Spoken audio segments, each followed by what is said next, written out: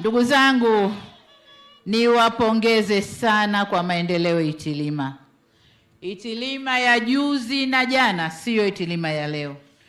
Nilishakuja Itilima wakati wa kampeni, lakini nimekuja wakati huu kuna mabadiliko makubwa. Na jana nilipokuwa nazunguka ndani ya Itilima, nimeona changamoto za barabara za mavumbi, na nikampa kazi waziri wa ujenzi aiangalie Itilima, hasa mji wa Itilima, kwa barabara na taa za barabarani. Kwa hiyo lengo letu ni kuijenga Itilima iwe ya kisasa kabisa.